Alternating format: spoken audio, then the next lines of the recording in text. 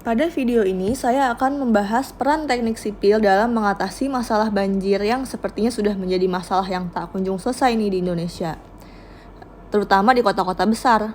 Telah banyak kerugian yang ditimbulkan akibat bencana banjir, antara lain timbulnya banyak korban jiwa dan kerugian material. Sebelumnya saya jelaskan dulu, banjir itu adalah merupakan suatu keadaan di mana adanya aliran air berlebih yang menyebabkan terendamnya suatu daratan atau wilayah. Namun, dalam cakupan pembicaraan yang luas, kita bisa melihat banjir sebagai suatu bagian dari siklus air atau siklus hidrologi. Dalam siklus air, kita dapat melihat bahwa volume air yang mengalir di permukaan bumi dominan ditentukan oleh tingkat curah hujan dan tingkat peresapan air ke dalam tanah. Dari persamaan tersebut dapat dikatakan bahwa makin besar curah hujan, maka aliran permukaan yang terjadi akan makin besar. Tetapi jika tingkat resapan air dalam tanah cukup tinggi, maka aliran air permukaan dapat tereduksi secara signifikan. Oke, langsung kita bahas. Apa sih peran teknik sipil dalam menangani banjir? Yang pertama adalah membuat buzem. Buzem adalah penampungan air buatan, atau bisa disebut juga sebagai danau buatan, yang berfungsi sebagai stok persediaan air dan juga berfungsi sebagai rekayasa pengelolaan air sehingga dapat mengurangi besar volume aliran pada sungai yang dapat beresiko menyebabkan banjir. Lalu yang kedua adalah membangun waduk. Waduk adalah bangunan yang berfungsi menahan semua atau sebagian air banjir atau debit banjir dalam tampungannya dan mengalirkan sesuai dengan kapasitas sungai, sehingga meminimalisir terjadinya banjir itu sendiri.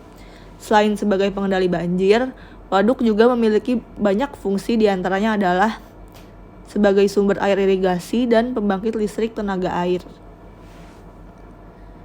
Lalu selanjutnya adalah membuat bendung.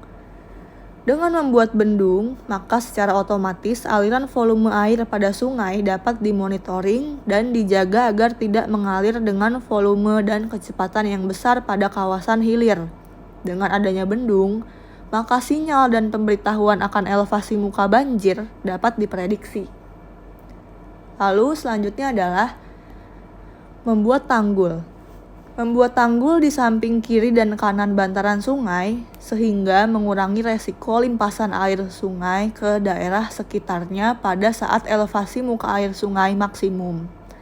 Konstruksi tanggul dapat berupa pasangan batu, struktur beton bertulang, ataupun timbunan tanah. Lalu, selanjutnya adalah membuat sistem polder. Polder merupakan sistem tata air tertutup pada suatu wilayah dengan elemen meliputi tanggul, pompa, saluran air, dan kolam retensi atau kolam buatan. Pada sistem ini, dibuatkan tampungan air hujan sementara pada suatu wilayah yang terpisah dari drainase utama. Kemudian, pada saat intensitas hujan telah berkurang dan saluran drainase utama telah normal, maka dilakukan proses pemompaan air keluar dari wilayah tersebut, dengan demikian mengurangi kapasitas air pada drainase utama. Hanya saja pada sistem ini dibutuhkan investasi yang cukup besar. Lalu selanjutnya adalah membuat ground seal. Apa itu ground seal? Jadi ground seal adalah rekayasa sipil berupa pembuatan bangunan yang dibuat pada dasar penampang sungai dengan fungsi menstabilkan kemiringan sungai agar tidak terlalu besar kemiringannya sehingga dapat mengurangi kecepatan aliran sungai serta menjaga perkuatan dasar sungai. Dengan adanya ground seal pada penampang dasar sungai, maka peluang konsentrasi air untuk meresap ke dalam tanah semakin besar karena kemiringan potongan memanjang sungai yang relatif landai. Selanjutnya adalah membuat saluran kanal. Jadi kanal itu merupakan konstruksi saluran terbuka yang menampung pembuangan air dari drainase penduduk sepanjang kanal tersebut. Kemudian pembuangannya diarahkan ke muara laut. Selain itu, kanal juga dapat berfungsi sebagai sarana transportasi air. Dengan pembuatan saluran berupa kanal, maka dapat memperbesar kapasitas tampungan pembuangan dari drainase masyarakat di sekitarnya, sehingga dapat mengurangi genangan air ketika hujan tiba. Lalu selanjutnya adalah Melakukan normalisasi. Apa sih normalisasi itu?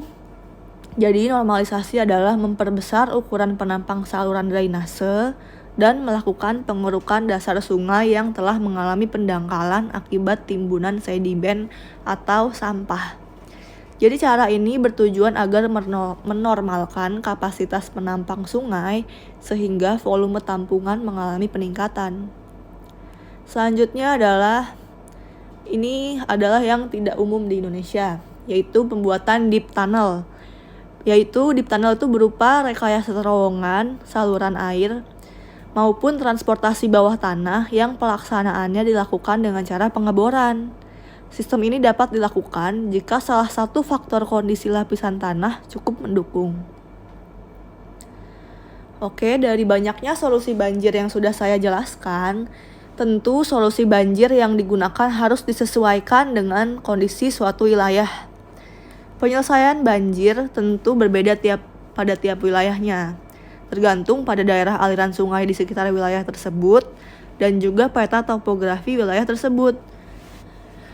Saya ambil contoh masalah banjir di daerah Citraland, Surabaya Barat. Jika kita lihat peta topografinya, Citraland adalah daerah cekungan, yang berarti jika curah hujan tinggi, maka akan ada genangan di wilayah tersebut.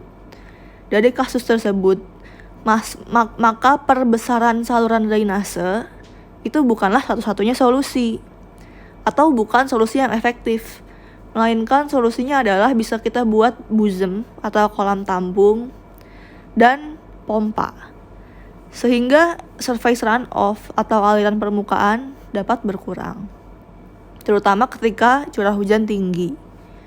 Penyelesaian masalah banjir itu memerlukan semua partisipasi nih, terutama oleh pemerintah terkait dan juga masyarakat dalam penerapannya. Dengan memahami penyebab dan dampak yang telah banyak ditimbulkan oleh bencana banjir itu sendiri, kiranya setiap elemen baik pemerintah maupun masyarakat dapat bekerja sama dalam mereduksi dan mengurangi dampak bencana banjir ke depannya. Sekian penjelasan dari saya, terima kasih telah menonton video ini.